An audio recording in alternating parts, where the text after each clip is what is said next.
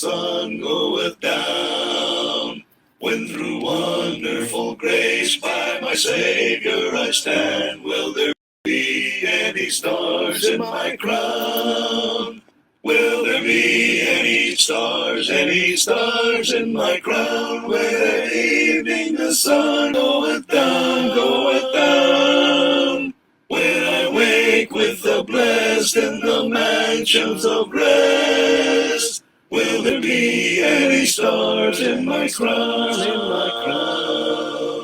In the strength of the Lord, let me labor and pray. Let me watch as a winner of souls, that bright stars may be mine in the glorious day, when His praise like the sea billow rolls. Will there be any stars in my crown? When at evening the sun goeth down. When I wake with the blessed in the mansions of rest, will there be any stars in my crown? Oh, what joy it will be when His face I behold, living gems at His feet to lay down. It will sweeten my bliss in the city of gold, should there be any stars in my crown. Will there be any stars in my crown? When at evening the sun goeth down. When I wake with the blessed in the mansions of rest, will there be any stars in my crown? I'm pressing on the upward way, new heights I'm gaining every day, still praying as I onward bound. Lord, plant my feet on higher ground. Lord, lift me up and let me stand by faith on heaven's stable. Higher things I have found. Plant my feet on higher ground. My heart has no desire to stay where thou sunrise and fear dismay. Some may dwell with ways of my mind, is higher ground. Lift me up and let me stand by faith on heaven's stable. Higher things I have found.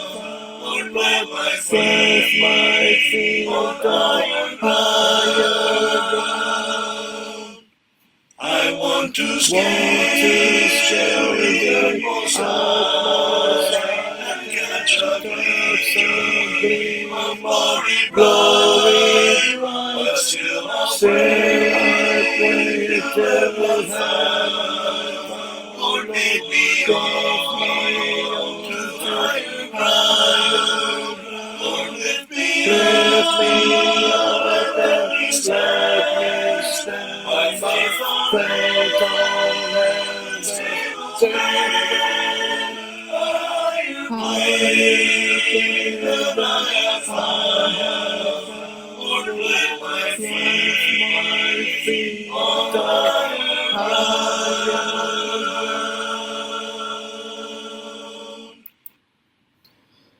Magandang gabi mga kapatid.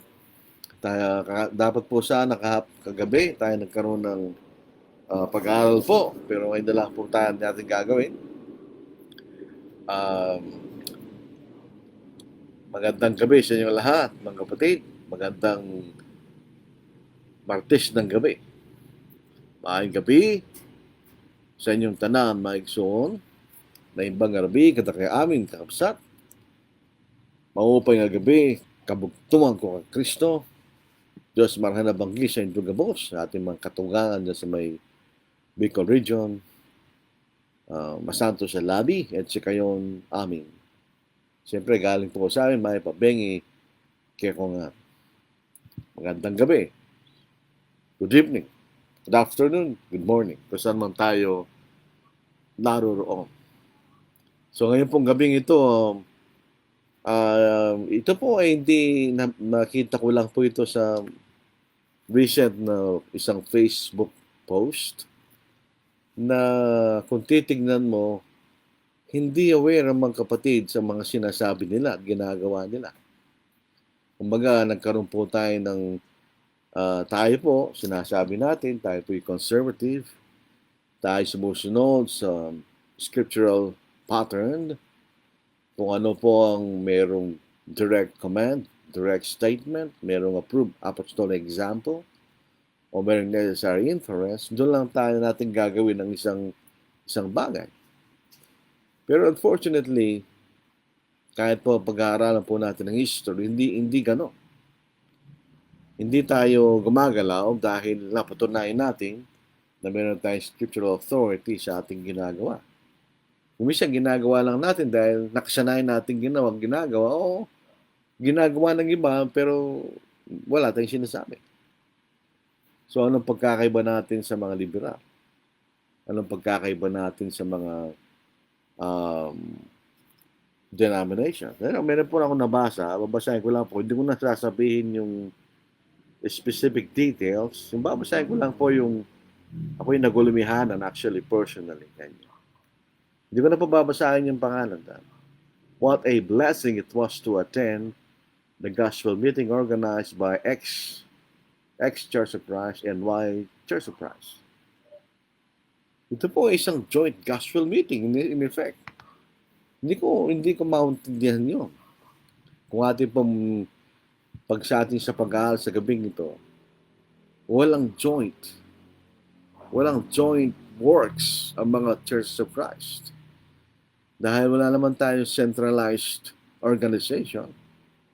Kiniklaim natin tayo autonomous and independent. Sinasabi lang ba natin yun o hindi natin ginagawa? Sinasabi lang natin. Pinakikilala natin our joint na we are autonomous or self-ruling, independent, na tayo umiiran na malaya sa ibang mga kongregasyon.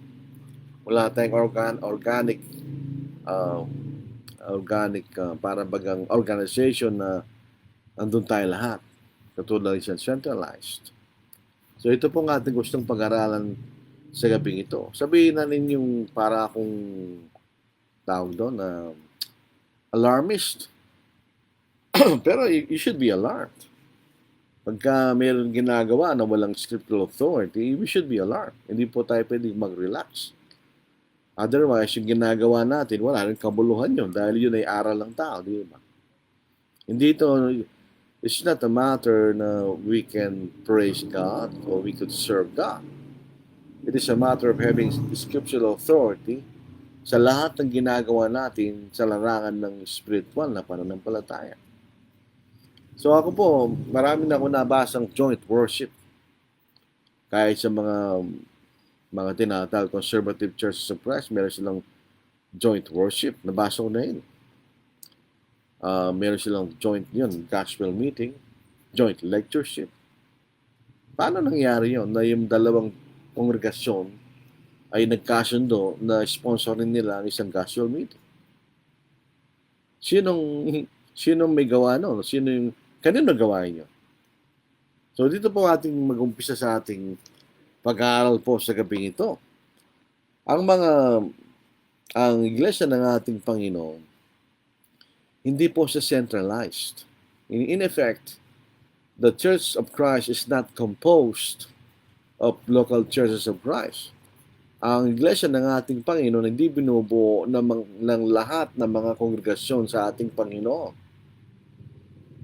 Yung Universal Church, binubuo yan ng mga tao na naligtas sa pamamagitan ng Ebanghelyo.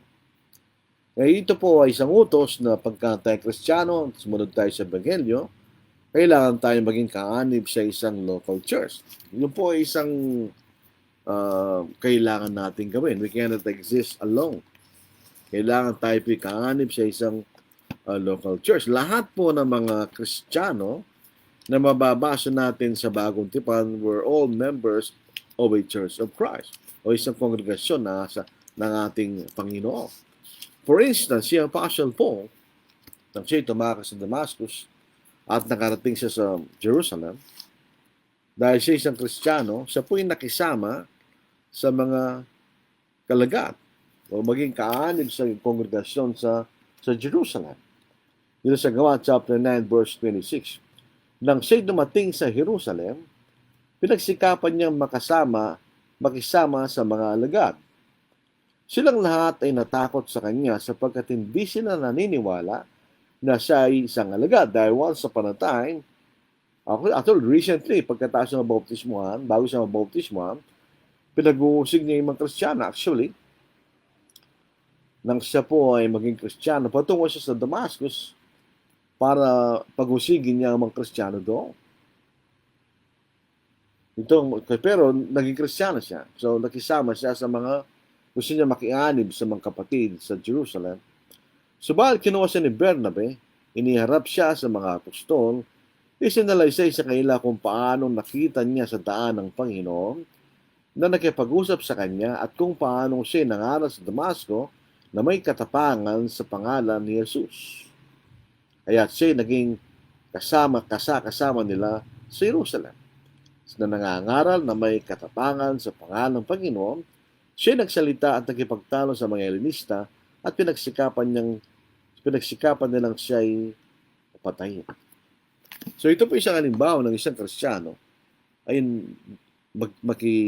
makianib siya ng local church. Lahat po ng mababasa natin sa aklat ng Manggawa, kahit sa mga sulat ni Pablo, ay mga local churches of Christ. Ang pinakaunang naging local church ay yung sa Jerusalem. Wala tayong, siyempre silang kauna-unahan. Tapos nagkaroon po ng kongregasyon sa Samaria, di ba? Nagkaroon ng kongregasyon sa Rome, sinulatan ni Apostle Paul. Nagkaroon ng congregation sa Corinth, may nagkaroon ng mga kongregasyon sa Galatia, sa Judea, etc. Ito po yung mga local churches of Christ. Paano natin mapapatunayan na walang centralization sa loob ng iglesia ng ating Panginoon? Halos ng mga denominations, meron silang headquarters na kung saan lahat ng authority ay nanggagaling. Halimbawa, ang Roman Catholic Church, merong Vatican, yan ang kanilang headquarters, lahat ng authority galing sa Vatican. Yung iba ay mayroong silang headquarters sa US. Doon nanggagaling ang lahat ng authority. So sila ay centralized. Ibig sabihin, lahat ng mga kongregasyon nila ay under doon sa headquarters nila. Lahat ng gagawin ng mga local churches nila ay galing sa otoridad sa kailang centralized headquarters. Pero hindi yan ang mababasa natin sa Bagong Tipan. Walang centralization sa loob ng iglesia ng ating Panginoon. Paano natin mapapatunayan yun? Sa pamagitan ng organization na mababasa natin sa Bagong Tipan. Dito po sa Acts chapter 14 verse 23, doon po sa kauna-unahang missionary tour ni Apostle Paul, kasama niya si Barnabas. Sila po yung nangaral sa kung tinatawag po natin Asia Minor, sa lugar na yon, sa kasalukuyang panahon yan ng bansa ng Turkiya. Hindi na po Turkey, pinalitan na nila yon. Ang pangalan po ay Turkiya. Kung sinasabi Turkey, pinalitan na po nila yon. Ang kailang pangalan ay Turkiya. Acts chapter 14 verse 23, ito ang ating mababasa, na makapagtalaga na sila ng matatanda para sa kanila sa bawat iglesia, matapos manalangin na may pag-aayuno ay kanilang pinagtagubilin sila sa Panginoon na kailang sinasampalataya na. So ito po ay sa lugar po dito sa verse 21, nang may pangalan nila ang ebanghelyo sa lungsod na yon ay ay ginawang mga lagad ang marami, nagbalik sila sa Listra, Iconio at Antioquia. Yun ang unang inaralan nila eh. Tapos bumalik sila doon at naglagay sila ng matatanda sa bawat iglesia. So, elders in every church. So, bawat kongregasyon ay may mga elders na tinatawag din pong pastors at tinatawag ding overseers. So, yun po, yung po organisasyon ng isang local church. Tingnan po natin. So, sa Gawa chapter 20, na si Apostle Paul ay patungo na sa Jerusalem para dalhin niya yung mga tulong na nalikom niya sa iba't ibang mga churches of Christ sa Macedonia, Achaia, at dadalhin na sa Jerusalem. Ito po ang mababasa na. Pinatawag niya ang mga elders sa iglesia ng Ephesus. Dito po sa verse 17. Mula sa Mileto ay nagpasugo siya sa Efeso at ipinatawag ang mga matatanda ng iglesia, yung mga elders sa church sa Ephesus. Ito ang kanyang tagubilin sa mga ito sa verse 28. Ingatan ninyo inyong sarili at ang buong kawan, yun ang local church sa Ephesus. Nasa kailay nilagay kayo ng Espiritu Santo na mga tagapangasiwa upang pangalagaan ang iglesia ng Diyos. Yung iglesia ng Diyos na nasa Efeso, na binili niya ng kanyang sariling dugo. Ang ating Panginoon ay namatay para bilhin niya ang iglesia, ibig sabihin ng mga kaluluwa ng mga tao, para sila maligtas. Ito pong bagong salin, interesting po ito eh. Sabi, iglesia ng Diyos, na binili niya ng kanyang sariling dugo. Hindi pwedeng ama yun, dahil ang ama hindi naman nagkatawang tao. Sino bang tumulong ng dugo? Ang ating Panginoon. Tawag sa kanya, Diyos. So ito makita natin, yung mga elders sa Ephesus, tinawag din po silang tagapangasiwa o overseers. Tinawag din po silang pastors. So yung pastors, overseers, at elders, tumutukoy lang yun sa grupo ng mga tao na namamahala sa isang local church. At dito natin makikita ang kailang limitasyon. What is their limitation as far as oversight is concerned? Ano ang limitasyon nila kung pinag-uusapan na yung kailang pamamahala? Dito makikita natin sa verse 28, ingatan ninyo ang inyong sarili at ang buong kawan sa kanila'y inilagay ko ng Espiritu Santo na mga tagapangasiwa upang pangalagaan ang iglesia ng Diyos na binili niya ng kanyang sariling Diyos. Saan kailang tagapangasiwa? Kung saan sila tinalaga? O sila tinalaga sa Ephesus. So yun lang kailang pangangalagaan. Yun lang kailang autoridad doon sa iglesia sa Ephesus. So kaya nakikita natin na bawat churches ay autonomous or self-ruling. Elders will rule the local church where they were appointed elders. Yung makikita na. Or they were selected as elders. So yung mga elders sa Ephesus, well, hindi sila pwede makialam sa iglesia ng Pilipos, for example. Yung pagkikilama lang nila yung iglesia sa Ephesus. Doon natin makikita na they are autonomous. Auto means self. Nomos means law. So they are self-ruling. Ang kailang pinamamahalan ay yung local church na kung saan sila ginawang elders o pastors or overseers. Makikita natin siya doon. So 1 Peter chapter 5, nung sumulat po si may mga dantarnak sa kaiba sa kabayan si Pablo. Hindi ko alam. Patingin natin mamaya yan. So 1 Peter chapter 5, verse 1, verse 2. Ngayon bilang kapwang matanda o sumpus buteros, sabi sa Grego.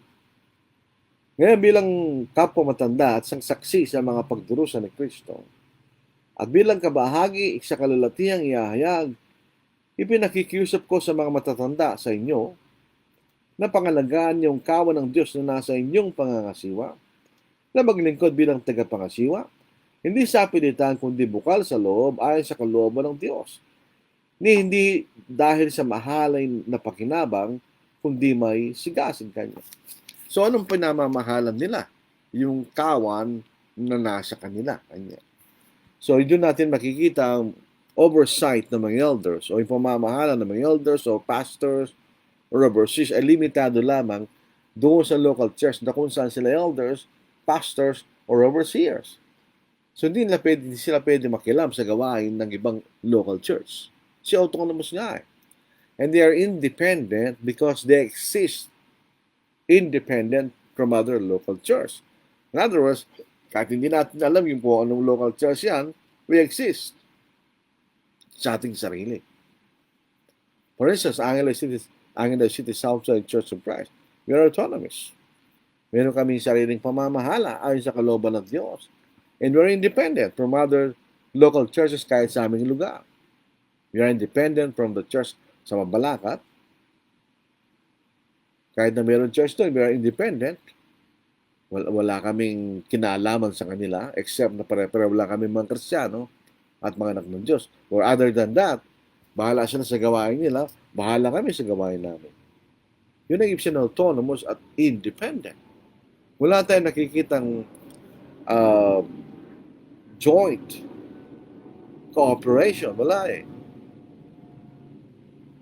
Tingnan po ninyo doon sa benevolence sa mga namang kapatid na dukha sa Jerusalem. Sinulatan ni Pablo ang iglesia sa Corinth sa 1 Corinthians chapter 16. Nakita natin. 1 Corinthians chapter 16 verses 1 to 4. Basahin po natin. Ito ang ating mababasa. Ngayon, tungkol sa ambagan para sa mga banal, ay gawin din niyo gaya ng aking itinagubilin sa mga iglesia sa Galacia. Tuwing unang araw sang linggo, ang bawat isa sa inyo magbukod na maggalaan at maglanay sa kanya makakaya upang huwag nang gumawa ng mga bagan pagpariyan ko. At pagdating ko, ang sino mang inyong pipiliin, tingnan niyo walang oversight si Pablo doon sa pera ng Corinth. Dahil sabi ni Pablo, at pagdating ko, ang sino mang inyong pipiliin, ay sila ng aking isusugo na may sulat upang makapagdala ng inyong abulay sa Jerusalem. Kung nararapat na ako ay pumaroon din, ay sasamahan nila ako. So, sino magdadala ng tulong na galing sa Corinth? Yung pipiliin nila. Yung pipiliin na iglesia sa Corinth. In other words, sabi ni Pablo, kung nararapat ako pupunta ron, di sasamahan nila o kanya. Pero sino magdala ng tulong? Yung Corinth, dala-dala ng kailang sugo na pipiliin nila yung pera nila. Hindi na makikita na by necessary influence, di ba? Yung Macedonia, tumulong din naman sila. Sa pangkalang Korinto, mga iglesia sa Macedonia, tumulong din sila sa 2 Corinthians chapter 8. At ito ang ating mababasa. Ngayon, nais naming malaman ninyo mga kapatid ang biyaya ng Diyos na ipinagkaloob sa mga iglesia ng Macedonia kung paano sa matinding pagsubok ng kapigatihan ang kasaganaan ng kailang kagalakan at ang kanilang labis na kahirapan ay sumasagan sa kayaman ng kailang kagandahang loob. Ako'y makapagpapatunay na sila'y kusang loob nagbigay sa kanilang kakayahan at higit pa sa kanilang makakaya na nakikiusap sa amin ng matindi tungkol sa biyaya na makibahagi sa paglilingkod sa mga banal. At ito ay hindi tulad sa aming inaasahan dahil mga duka lang sila eh. Kundi binigay muna ng kailang sarili sa Panginoon at sa amin sa pamagitan ng kalooban ng Diyos. So ano nakikita nating scenario? So may mga churches sa Macedonia. Mayroong church sa Corinth. So sila ay nagdesisyon na sila tutulong. Pero nagdesisyon ng bawat kongregasyon sa kanilang sarili. Hindi nagkaroon ng isang conference ng mga churches, nag-usap sila tungkol sa tulong na bibigay nila at nagkasundo na isang organisasyon o isang iglesia na lamang ang magpapadala. Wala tayong mababasang gano'n. Bawat tulong ng bawat iglesia na tutulong ay dala-dala nila yung tulong nila. At makikita natin kasama nila si Apostle Paul. So meron silang hawak-hawak nila yun.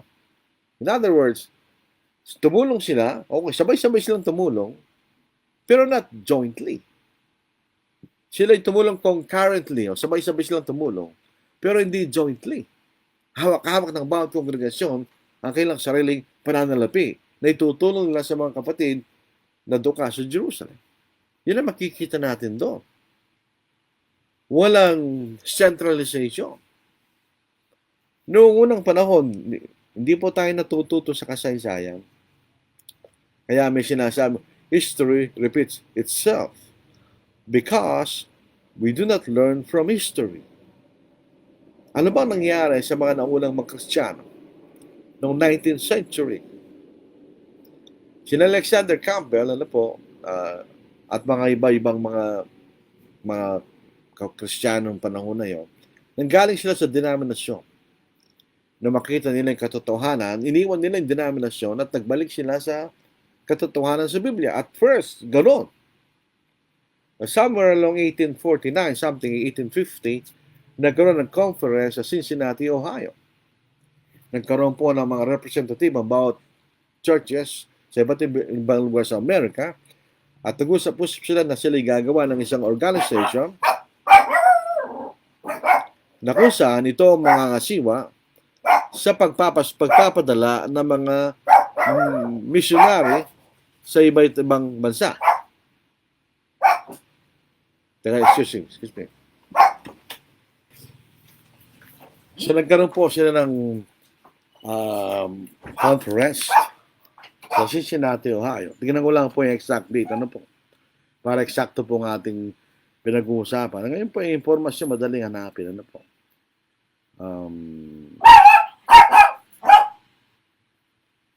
Pero sigurado yon nung 1850, nagkaroon po ng conference doon sa Cincinnati, Ohio.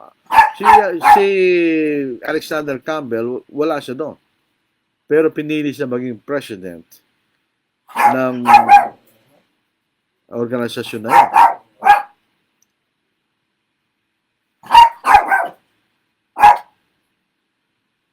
Hindi ata. Ito. 1849 po, mga kapatid. 1849, nagkaroon po ng conference sa Cincinnati, Ohio. At pinili nila si Alexander Campbell na maging first president. Ang ginagawa nila, yung mga bawat local churches ay nagpapadala ng pera doon sa United Christian Missionary Society na yon. At yung United Missionary Society ang bahala na magsugo ng mga missionary sa iba't ibang bansa. Kaya yun ay centralized. Yung mga local churches, wala na silang desisyon doon sa pera nila. Yung United Christian Missionary Society nagde-decide doon sa pera pinapadala ng about churches kung saan papadala ang mga missionary. Yung nung naging colony ng US ang the Philippines, yun ang nagsugo ng missionary sa Pilipinas dahil pinaghati ng mga Amerikano ang Pilipinas sa iba't ibang denominasyon. May lugar na Baptist, may lugar na Methodist, may lugar na mga Alliance, Christian Missionary Alliance, at mayroong lugar yung mga Churches of Christ na may panugtong. So yun nakarating sila sa Pilipinas noong 1901. So, ganun yun. Yun ay centralization. Bawal sa Biblia. Yun po ay joint work ng mga Churches of Christ. Ganun din po noong 1960s, 1950s, nagkaroon po ng sponsoring church.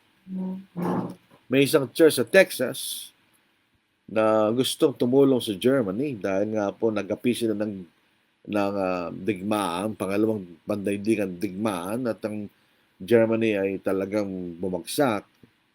So, naglagay po sila ng relief effort. Pero padadaan ang lahat ng tulong na pinapadala ng iba't ibang kongregasyon doon sa church na yon sa Texas. Yun ang sponsoring church. Yun po is centralization. Samantalang pagtitingnan natin ng Biblia, wala tayong makikitang middle organization between sa mga tumutulong at doon sa tinutulungan. Yung tumutulong, diretso nila pinapadalang tulong nila, doon sa tutulungan nila.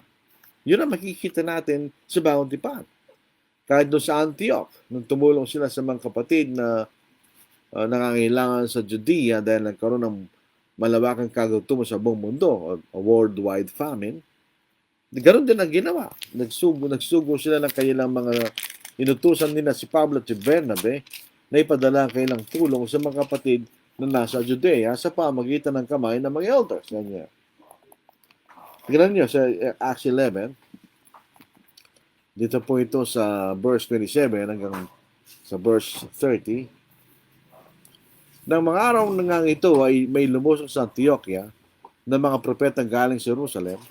Isa sa kailan ng pangalan ni Agabo ang tumayo at ipinangalam sa pamagitan ng Espiritu na magkakaroon ng matinding taggutom sa buong sanglibutan. At ito'y nangyari sa kapanahunan ni Claudio. Ang malagad, ayon sa kakayahan ng bautisa, ay nagpasyang magpadala ng tulong sa mga kapatid na naninirahan sa Judea at kailang ginawa ito at pinadala nila sa matatanda sa pamagitan ng magkamay ni Bernabe at Saulo. So meron sila messenger, di ba? So may messenger, may instruction yun, ang gagawin nyo. Yun ang makikita natin sa Bagong Tipan. Wala tayong makikitang joint efforts ng mga churches. Ngayon kung saan nila kukuha ng mga kapatid yun? Bakit meron joint worship? Meron ba tayong mababasa ng joint worship sa Bagong Tipan? Yung mga kapatid sa Corinth, nung sila nag-observe ng Lord's Suppers, sino nagkatipon? Yung mga kapatid sa Corinth. Meron ba tayong mababasang ito problema ko joint worship? Kanino worship yun? Sino makakasiwa to? Saan pupunta yung mga buloy? O yung ambangan? Saan pupunta yun? Kanino gawain nyo? Ganun din ko, joint gospel meeting. Saan natin mababasa yun? Na itong ex-Church of Christ, white Church of Christ, nagkasama sila para magkaroon gospel meeting. Walang ganon sa Biblia. Kapag nag-iimbita tayo ng mga kapatid sa ibang mga kongregasyon, we are inviting individuals. Hindi po tayo nag-iimbita ng mga churches. Individuals lang pupunta. Kung gusto na pumunta, hindi natin pinipilit. Yun ay gawain ng iglesia yun. Tulad sa Angela City Southside Church of Christ. Every year, meron kaming gospel meeting. Gawain namin yun.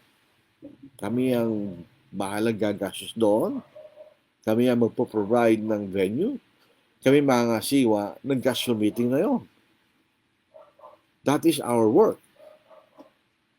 Kaya magtataka po saan nila nakukuha yun. Wala naman tayong mababasa sa Bagong Tipan. Kung titignan natin, yung sinuportahan si Pablo ng mga kapatid sa Pilipos, paano nila pinadala kay Pablo? Diretso kay Pablo. Sa pamagitan ng Epaphroditus, di ba? Dito sa Pilipos chapter 4, meron bang middle organization, di ba?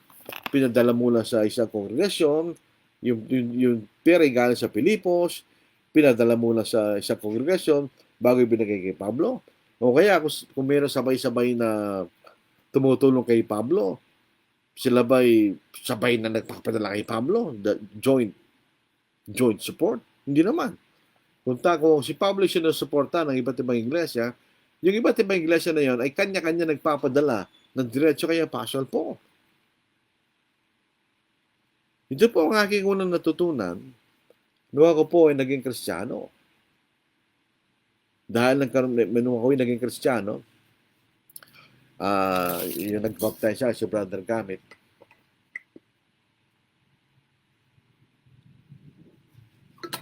galing po sa liberal yun.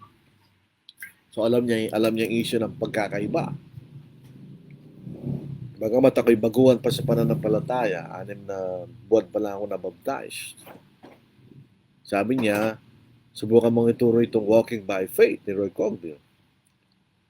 Sabi ko, hindi pa po ako marunong. Ako 6 lang buwan pa lang ako na-baptize. Ang sabi niya sa akin, kaya mo yan dahil ikaw ay nag-aaral. Marunong ka namang magbasa ng English kanya. Madali mong matututunan niya. So, sinubukan kong turo po yan.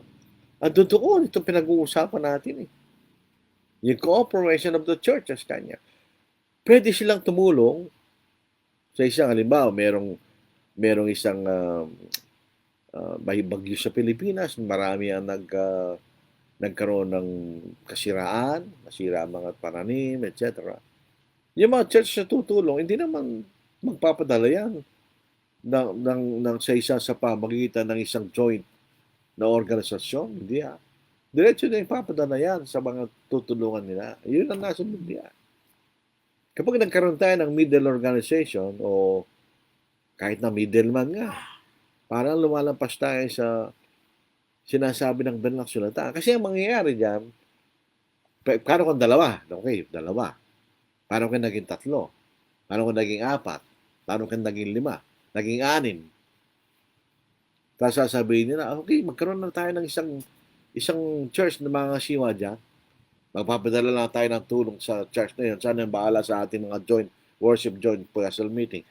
Yan ay simula ng centralization. Hindi po centralized ang mga churches of Christ. Wala pong ganun sa Biblia. Sasabihin ko sa inyo, kung gusto niyo akong i-challenge, I am ready anytime. Sa inyo patutunayan, joint worship na yan, joint gospel meeting na yan. At sasabihin ko sa inyo, hindi niyo mapapatunayan yan. Dahil alam ko, Biblia ko. I know my Bible. Nakakalungkot po yan. Ako nalulungkot. Bakit? Anong ginagawa natin, mga mahangaral? Bakit natin ginagawa yan? Hindi ba natin nalalaman kung ano yung totoo tungkol sa kalikasan ng mga kongregasyon sa Bagong Tipan? Na walang centralization. Na ang bawat kongregasyon ay ginagawa niya kanyang sariling gawain ayon sa kalooban ng Diyos. Kano ba makikita ko yung gano'n? Nakakalungkot po yan. Papunta na tayo eh. Kasi kung iniisip niyo, mag-back ka naman itong salungan na ito, parang namumushit kanyo. Hindi ako namumushit. Kasi ang apostasy, ang pagtalikod sa katotohanan, hindi naman nangyayaring biglaan yan. Yun ay unti-unting pagtalikod. Until sa time na tatalikod ka na sa katotohanan. Kunti-unti yan. Unti-unti yung pagtalikod dyan. Hanggang sa lumaki ng lumaki at lumaki ng lumaki at lumaki ng lumaki. Tignan niyo yung ating nakagis ng pananampalataya. Yun po ay nagsimula noong 606 AD. Kaya nagsimula yung pagtalikod. Sabi niya Apostle Paul, darating sa mahuling araw kanya, na ang iba'y magsalikod sa pananampalataya na magikinig sa mga mandarayang spirito at sa mga aral ng mga demonyo. Na ipinagbabawal ang pag-aasawa at pagkain ng mga at pinagbabawal ang pagkain binigay ng Diyos na may pagpapasalamat kanya. Unti-unti yun. Unti-unti. Kaya di natin babantayan ang katotohanan. Papasok ang kamalian. Kung wala na nagbabantay sa atin, papasok ang kamalian. Ang mga mangaral po ay mga watchdogs.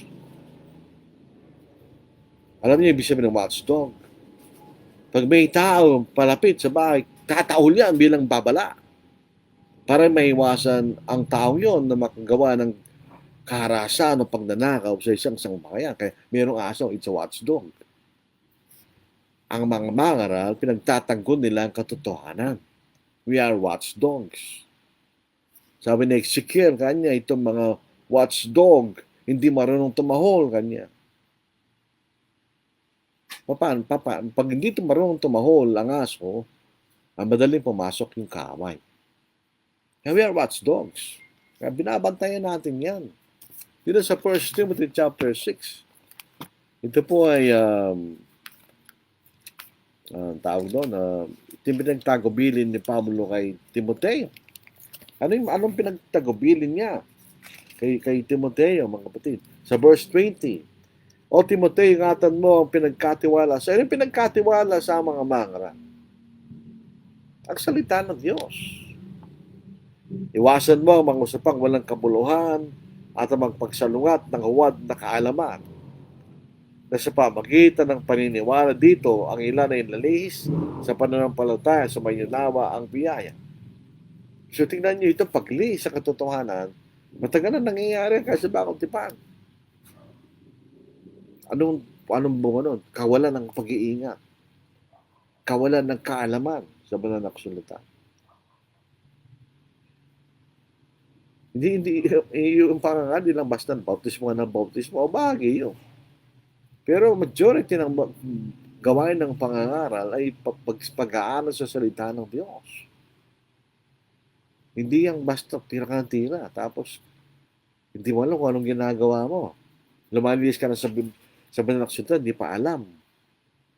Dito sa unang Timoteo, 4, ito po ay particularly binigay sa mga mangaral. Sabi rito sa verse 16, ingatan mo yung sarili at ang iyong pagtuturo, manatili ka sa mga bagay nito sapagkat sa paggawa natin, maliligtas mo yung sarili at ang mga nakikinig sa iyo. Hindi ibig sabihin na ito ay okay sa mga kapatid, na ito'y totoo. Dati ito po totoo yun. We are not guided kung ano ang gusto ng mga kapatid. We should be guided by the Word of God. Yun po dapat natin ilagay sa ating kaisipan. Hindi natin iglesia ito.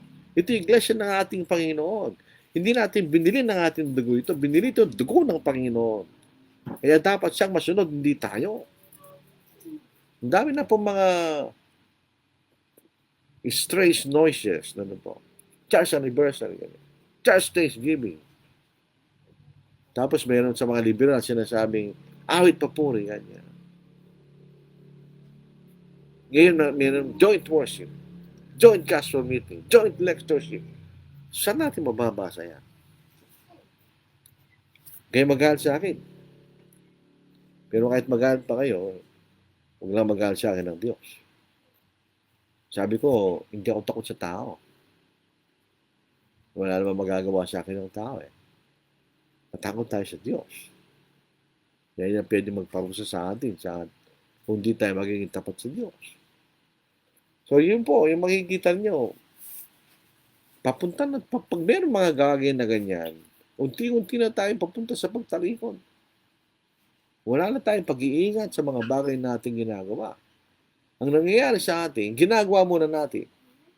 Ang isang bagay na wala namang problema yan nga natin.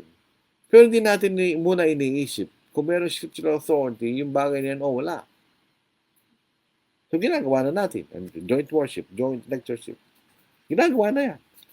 Pero, tinignan na ba yan mabuti? At siniyasat na kung yan ay may scriptural authority, wala. Bibigyan ko na isang halimbawa. Once upon a time sa amin, hindi pa siya ang City Southside Church of Christ, hindi pa kami nakarehistro sa SEC noon. Pag mayroong lectureship, kukuha kami ng pera sa Kabagyama.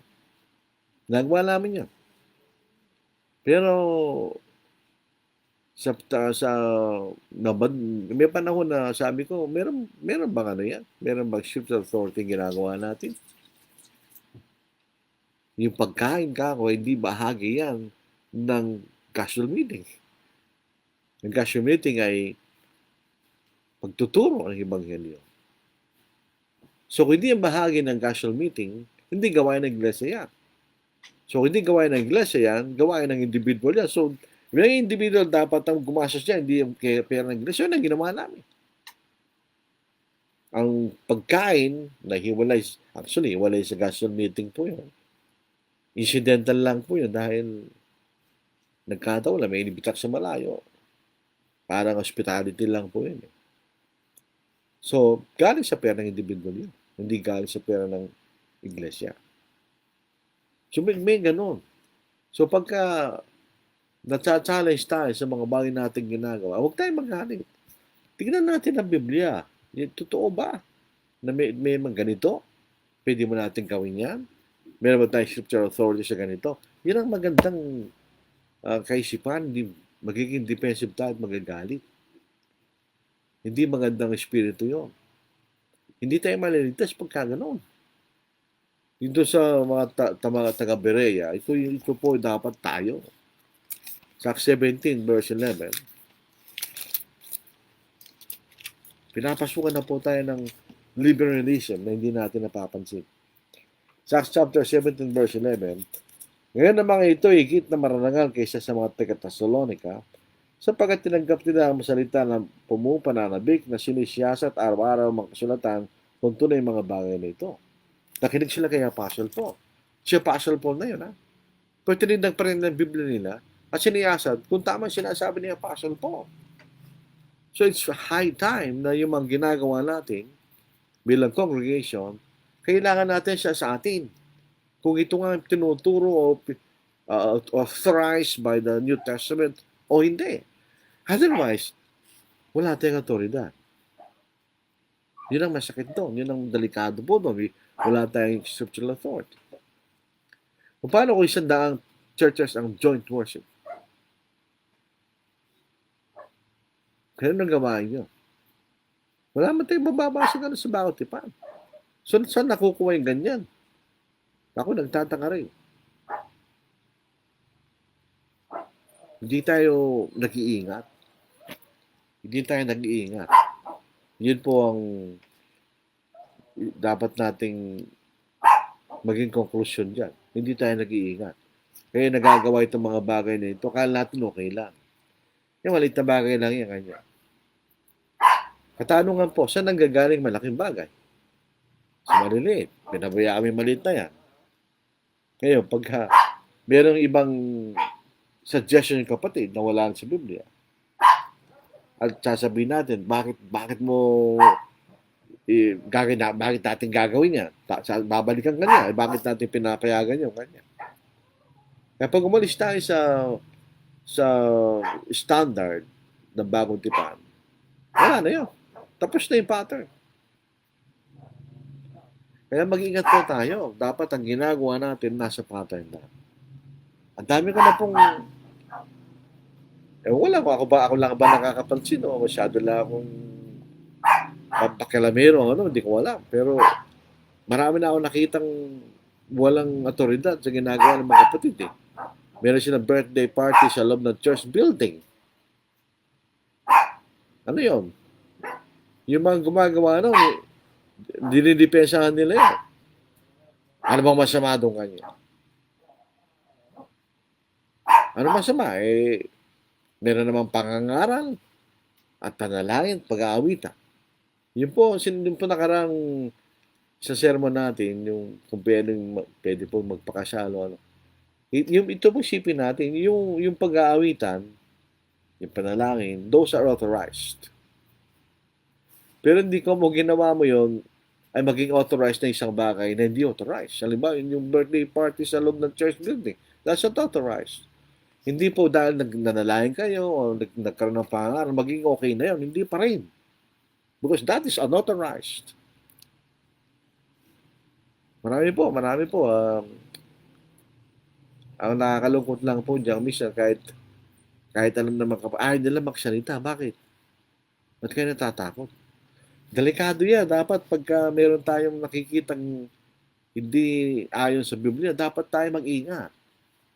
Dapat tayo mag-ingat, mga kapatid. Dapat tayo mag-ingat. Para doon lang po tayo sa pattern. So, ito yung pattern sa gawain. Ang local Church of Christ, isang local church, may siyang gawain. Pangangaral, pagpapatibay ng mga kapatid, at pagtulos sa nangangailangan ng mga kapatid. Gawain niya yun. Siyang gagawa nun. Galing sa pananalapi ng local church. Kaya kung may isang local church, halimbawa, meron din sariling gawain nyo. Gagawin niya kanya sariling gawain na walang kinalaman ito sa gawain ng ibang kongregasyon. Yun ang New Testament pattern. Ay sinasabi natin, its local Church of Christ is autonomous and independent. It exists separate from other local churches. Yan ang independent. Halimbawa, tayo ay independent na bansa. Tayo umiiral na hiwalay sa US. Wala tayong pakialam sa US. Hindi tayo pwedeng pakialaman ng US. We are independent. Ganon din sa mga local church. Ang bawal independent. Hindi tayo pwedeng pakialaman ng ibang local church. We are autonomous. Tayong bahala sa gawain ng local church. Yung time ng pagsamba, ilang panalangin sa pagsamba, kung sino mong papahawin. Gawain ng local church. Bahala siya doon. Hindi tayo pwedeng pakialaman o pwede tayong magkaisa. Pag ginawa, gusto niyo maging joint, mag-merge na lang kayo bilang isang kongregasyon. Pwede pwedeng separate, tapos meron kayo isang gawain na sabay niyong ginagawa at kayo ang gumagawa. Nabasa ko po, nalulungkot ako. Parang winawalang halaga na natin ang banal na aksyonatan. Patalikod na tayo niya. Sabi nga ng isang kapatid nung controversy ng church benevolent, etc. Sabi niya, we are drifting. We are drifting. Kasi palayo tayo kanya. Palayo na tayo. We are drifting. Huwag ko tayo mag-drift. Manatili lang tayo sa pattern. Huwag tayong umalis doon. Dahil pag umalis tayo doon, tatanggalin din ng Diyos, ng ating Panginoon, ang pagkakilanlan sa atin bilang kanyang iglesia. Pag umalis tayo doon, ito, iglesia niya ito eh. Kailangan natin susundin. Huwag tayong gawa ng ating sariling palatuntunan. Yun lang po, yung aking gustong pahayag sa gabing ito. Walang joint worship, walang joint lectureship, walang joint works ng mga churches of Christ. Walang ganon. Ang gumagawa ng gawain ng isang kongregasyon, na yung kongregasyon. Yun ang ibig sabihin. Diba, may mga supporters, may mga preacher may support. Iba-iba, hindi naman sila, hindi, tinutulungan ka pero wala silang kinalaman sa pagtulong ng iba sa iyo. Kinakailangan lang maging honest at mag-report sa bawat kongregasyon tumutulong sa iyo. Pero hindi nila pakikilaman yung iba. Yung pakikilaman lang nila, yung support na binibigay sa iyo. Ganon ang gawain ng iglesia, mga kapatid, ng isang local church. Ako, as far as I can, hanggang sa makakala, labanan po yan. Hindi ko papayag dyan. Kahit sino pa yung gumagawa niyan. Kailangan, ang burden of proof nasa gumagawa niyan. Patunayan nila na ito yung nasa Biblia. Ayun, yun ang makikita natin. So yun lang po mga kapatid, sana nakatulong. Hindi naman po tayo nagmamagaling o nagmamalasakit lang po tayo sa katotohanan. Huwag nating palitan. Huwag nating bigay ang ating sariling mga kaisipan. Hindi, magpailalim tayo sa karunungan ng Diyos. Kung anong sinasabi ng Diyos, yan ang ating gagawin. Maraming salamat po sa inyo mga kapatid, sa inyong pakikinig. Para may mga tanong dito kasi. Pero yung mga bumati muna. Ginian Leo, good evening. Leo Domingo, good evening everyone. Ojan Ocampo, good evening po. Janice Dacoco, good evening. Leonito Toraliza na ibang garabi, kada kayo amin kakapsat. Iyon po Ilongano, magandang gabi sa inyong lahat mga kapatid. Sienna Briones, Tanya Senior, magandang gabi po brother, magandang gabi rin. Medic Canona, Maya Pabig, kakatamangan. Ibanya Senior Sani, blessed evening. A blessed greetings of good evening to all of you, brethren in Christ Jesus. Reggie Marguelas, ito po yung kapatid na dati ay nababasa ko lang ang kanyang comments. Nakita po kami sa Kaloong Church of Christ sa Valenzuela noong Sabado. So alam ko na yung itsura ni Brother Reggie Marguelas. Karamitan po sa mga nagko-comment dito, kilala ko sila. May meron din hindi. Good evening, brothers and sisters at sa ating tagapagturo. Brother, mga salamat. Good evening sa iyo. Archon Roy Sumabal, maayong gabi sa tanan, mga kiksun from Baybay Leyte. Ito po yung taga Leyte. Ano po? Last time ko pumunta rito ni Brother June, 2023 o 2024.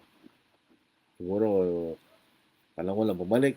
Loobin ng Panginoon. Bill Bar, J. Mark, magandang gabi po mga kapatid. Agosto 12, may tanong siya. June Bautista, good evening. Sa Sabado po, kung meron kayong panahon, pumunta kayo sa Briones Subdivision, Cabanatuan City, Nueva Ecija, meron pong gospel meeting doon. Ang tema po ay tungkol sa biyaya ng Diyos.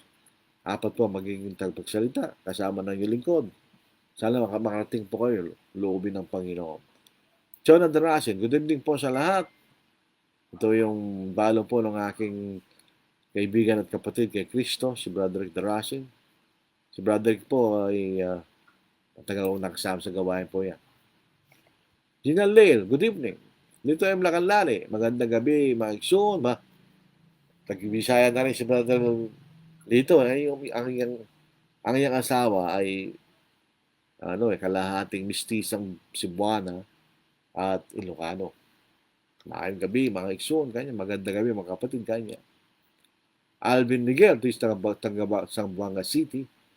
Blessed evening to all brethren watching from Zamboanga City. Hindi pa ako nakarating doon. Arnold Zalayosa, good evening po. Liaca College, blessed evening mga kapatid. May God bless us all. To God be the glory. Jovelyn Montero, magandang gabi. Brad. Royal Arcalas, good evening po sa lahat mga kapatid. Maraming tanong. Ulahin po natin sa Agosto 12. Si Pablo po yung nakasakay sa kabayan nung naka-encounter niya si Jesus. Yung kasi ang drawing ng iba, salamat sa paliman, hindi po natin alam. Basta nabasa lang, patungo sila sa Damascus. Kung isipin natin, hindi naman pwedeng maglakbay mula sa Jerusalem patungo sa Damascus na naglalakad. Malayo po yun. So most probably, meron silang sinasakyan. Maaaring karabahe, o mga nakakabayo. Yun ay posibilidad. Pero actually, kung gusto natin ng specific na sagot, hindi natin alam. Pero sa aking opinion, nakakabahay sila kung ano naman yung mode of transportation sa panahon na yun. Pero definitely, hindi natin mapapalitan kung nakakabahay siya, nasa kasakay ng donkey, hindi natin alam. Pero definitely, meron silang sinasakyan. Dahil napakalayo po no, mula Jerusalem hanggang Damascus. Tingnan po natin gaano kalayo na po. Ito maganda sa bagong teknolohiya ngayon. Punta ka sa internet, malalaman mo distance from Jerusalem to Damascus. Hindi na po nag-iba yun. Ganun pa naman ang distansya po nun. Damascus. Ito po. Siya po ay 359 kilometers. So, obviously, meron sila sinasakyan. Meron din pong kabayo sa Middle East. Tandaan po natin, may kabayo doon. Ang katunayan, yung mga Saudi Arabia, yung mga Arabians ay mga galing magkabayo. So, may din kabayo. Maaaring kabayo siguro. Pero, tingnan po natin si Maria nung maglalakbay sila sa Nazareth. Wala rin yata sinabi kung sinasakyan nila. Pero, definitely, ganun kalayo. Meron silang sinasakyan. Hindi lang natin pwedeng sabihin kakakabayan siya dahil wala naman tayong matibay na katibayan. Pero mas probably, meron silang sinasakyan. Reguemo Arguelles. At sa kanyang paglalakad ay nangyari na siya malapit sa Damasco. At pagdakay nagliwanag na palibot niya ang isang ilaw mula sa langit. Acts chapter 9 at siya napasabasok sa lupa at nakarinig ng isang tinig na sa kanya nagsasabi, Saulo, Saulo, bakit mo pinag-uusig? Sana po siguro, pero hindi natin alam kung bakit siya naglalakad doon sa puntong yun. Baka malapit na sila. Kasi maglalakad sila naglalakad lang from Jerusalem to Damascus na more than 300 kilometers. Mapapagod sila. So siguro, kabayo, pwede sila maglakad. Kabayo, pwede sila maglakad. Pero dito sa Talabinasan, Brother Rajim, naglalakad siya. Doon sa point na yun na nagpakita ang Panginoon, naglalakad siya. Kung naglalakad siya mula sa Jerusalem hanggang Damascus, posible rin yun, baka nagkapahinga sila, hindi man sinabi sa atin gaano katagal sila naglalakad. Nakakabayo, maaari. Pero dito mo naglalakad, siguro, nagkapin natin naglalakad. Naglalakad eh. Pero matagal po, naglalakad sila. Wala yun eh. Ano pong karate? Hindi po pwedeng nagalawin ng pera ng iglesia, church para sa gasoline meeting, hindi po ba? Ay, pag gasoline meeting, gawain ng iglesia po yun. Pagtuturo yan eh. Kaya lang, ang pagkain ng gasoline meeting, hindi sila magkasama.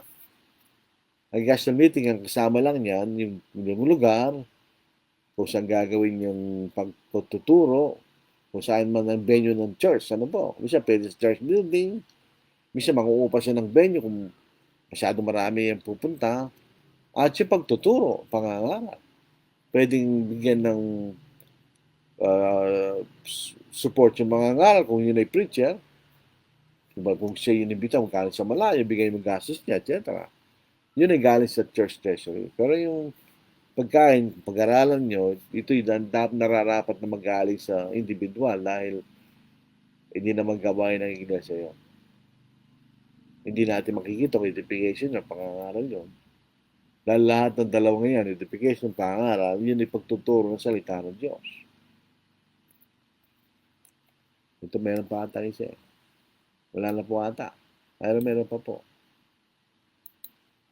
Kung isa po, Brad, kung ang ating blueprint at batayan ay ang Biblia, ano po ang dapat natin gawin 66 o 72 books dahil marami din kasing nagugulimihan ng pagdating dyan. Sinasabi paano natin ito ipaliwanag.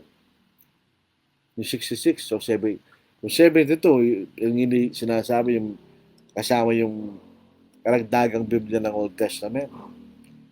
Nasagot po natin, hindi kasama sa Biblia. Ang nakakaalam ng Old Testament ay mga Hudyo.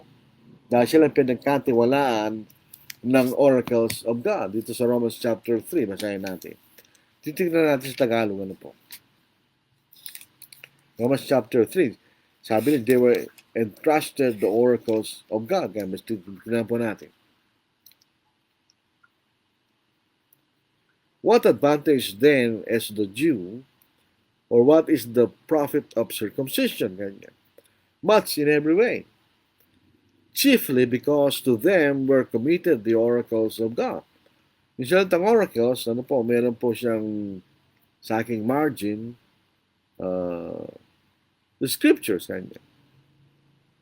The scriptures of God, or the sayings of God, ganyan. Salita ng Diyos. Tingnan po lang sa Tagalog. Ito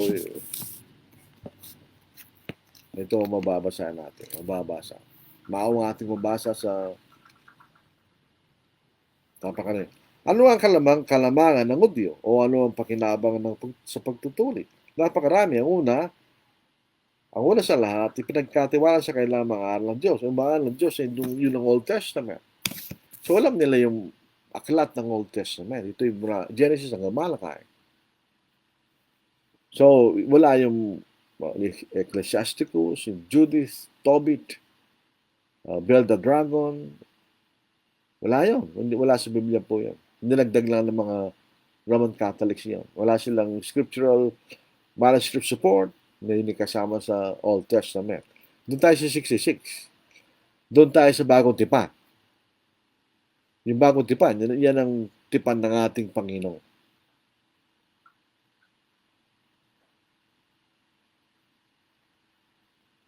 Alala po ba? Alala po ata na po.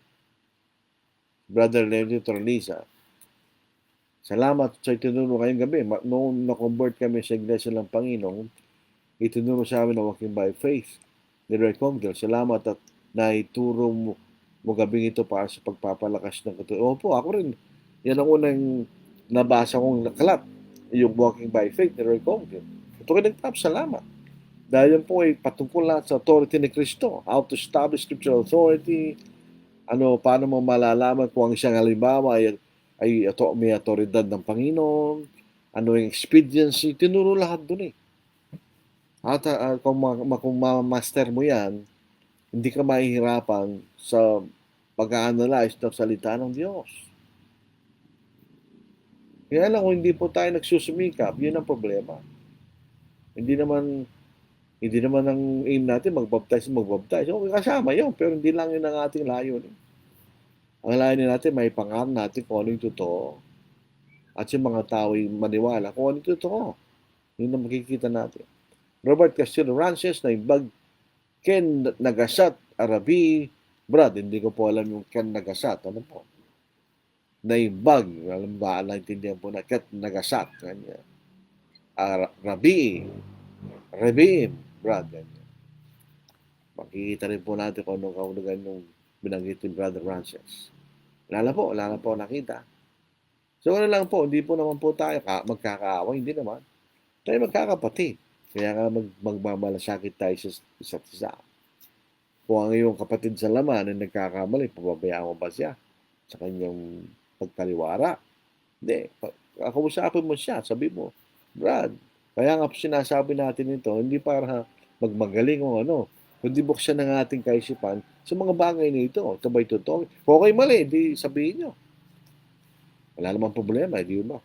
Kung mali, di tanggapin. Basta mapatunayan. Beyond doubt. Dapat ganun po tayo.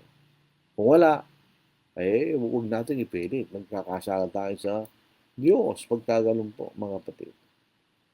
Reggie Margeles, salamat sa good Brad. Matibay po yung verse na lalatag mo. Maraming salamat. Yun kasi, yung matibay yung talata. Hindi tayo. Yung matibay, yung talata ng Diyos. Hindi tayo. Nagiging matibay lang tayo dahil matibay ang mga talata ng Diyos. Kaya lalakas tayo pagka doon lang tayo. Pag meron pa mga opinion ng tao, nakakahina po yun. Yun po yung nagbibigay ng kahinahan sa ating mga pananampalataya. Maraming salamat po sa inyong mga pagbati, sa mga tanong, comments. Sana'y nakatulong po yung ating pag-aaral. Yung magising tayo. Awake! Awake! Magmata ka mo! Sabi ng Bisaya. Magmata na kayo, kanya. Magising na kayo. Sabi nila, magmata, magising. Magmata na kamo. Magmata na, kanya. Pag sabihin, buksan mo yung mata mo, magising ka na.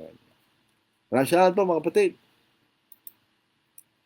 O Lord my God, where I in awesome wonder consider all the worlds thy hands have made. I see the stars, I hear the rolling thunder, thy power throughout the universe displayed. Then sings my soul, my Savior God, to thee. How great thou art, how great thou art. Then sings my soul, my Savior God, to thee. How great thou art, how great thou art. When through the woods and forest glades I wander, and hear the birds sing sweetly in the trees. When I look down from lofty mountain grandeur, and hear the brook, and feel the gentle breeze, then sings my soul, my Savior God, to thee. How great thou art, how great thou art. Then sings my soul, my Savior God, to thee. How great thou art, how great thou art. And when I think that God his Son not sparing sent him to die, I scarce can take it in. That on the cross, my burden gladly bearing, he bled and died to take away my sin. Then sings my soul, my Savior God, to thee. How great thou art, how great thou art. Then sings my soul, my Savior God, to thee. How great thou art, how great thou art.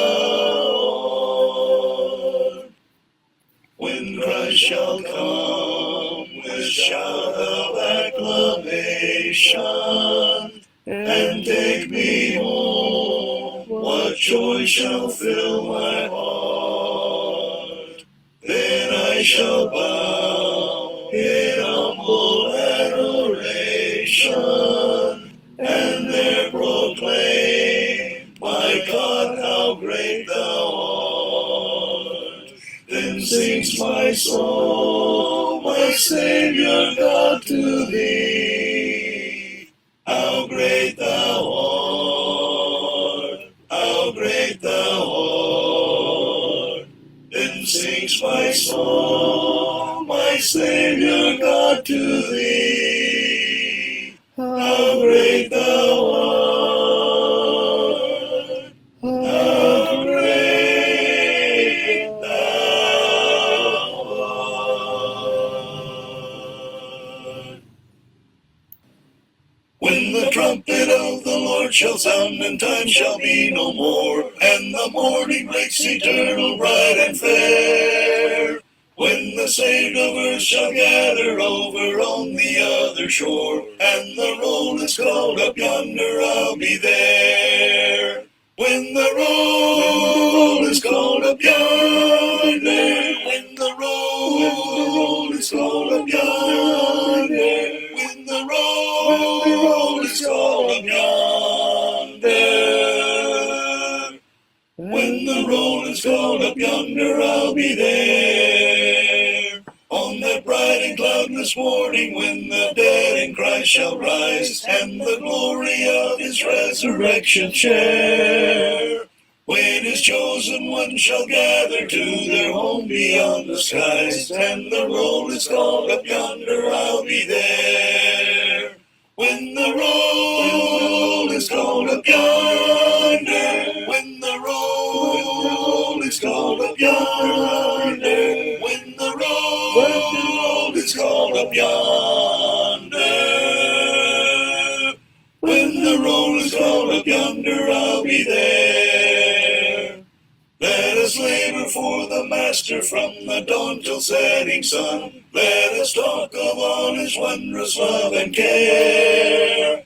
Then when all of life is over and our work on earth is done, and the roll is called up yonder, I'll be there. When the roll is called up yonder, when the roll is called up yonder, when the roll is called up yonder, when the roll is called up yonder, I'll be there.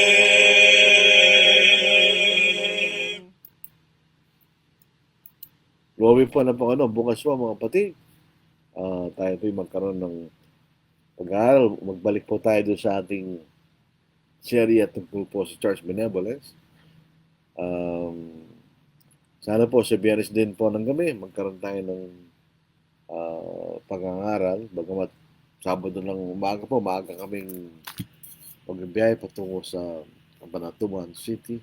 Although hindi naman po ganong kalayo po yung sa aming lugar dahil sa serye po ng expressway, NLEX, tapos may CLEX na ngayon.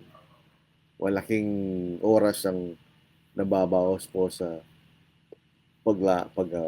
pagbibiyahe. Although, siyempre, magbibiyahe ka pa rin.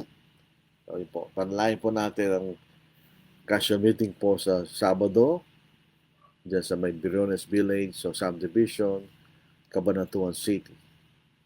Ang maaaral po dyan si Brother June Bautista.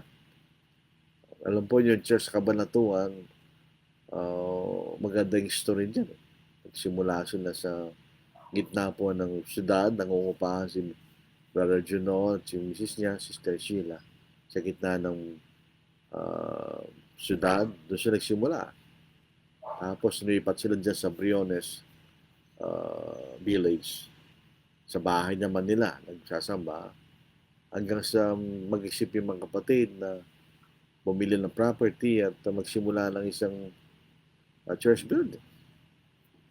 So, yun po ay isang nagsimula lang sa isang pangarap. Pero dahil sa tulong na paggawa at kasama rin ng tulong sa ibang mga kapatid. Ay tayo po yung kayo ng church building na maganda naman po yung building nila. So sana pumunta kayo sa Sabado ng December 20. Nagpapasalamat po tayo sa Kaloong Church of Christ. Ang maaral po si Brother Ronald Molina sa kanilang pagtanggap sa amin. Ganon din po yung interest na ipinakita ng mga kapatid doon. At nakita ko for the first time si Brother Gim Margueles at si iba mga kapatid doon. Puro kabataan. Pagka ang kongregasyon ay kabataan, na yun po ay kung mananatili tapat siya, na ibig sabihin magtatagal yung kongregasyon. Kaya kung puro matatanda, pag mamamatay mo, that's may kapalit sila dapat para magpatuloy po yung kongregasyon sa panahon. Ano po. Maraming salamat po. Tayo po ay manalangin. Ang manalangin kami po ay papasalamat sa inyo sa lahat ng kabutihan, pagmamahal niyo sa amin.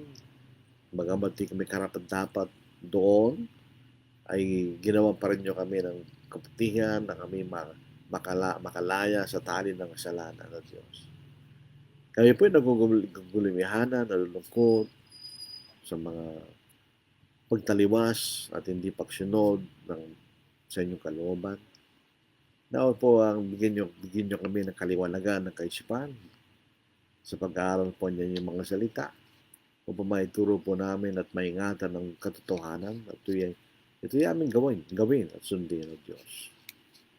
Kapagkat ang aming layunin ay makarating sa langit, magsama kayo ang aming Panginoon at Espiritu Santo sa mulang hanggan sa langit na inyo, tulad na inyong pinangako sa amin.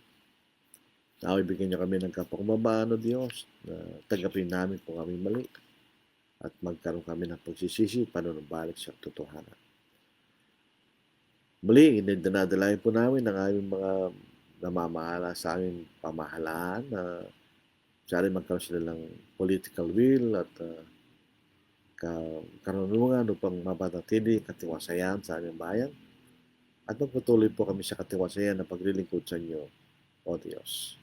Naway tulad nyo na magpatuloy po ang gawain ito at iba pang mga gawain na ayon sa inyong kalooban.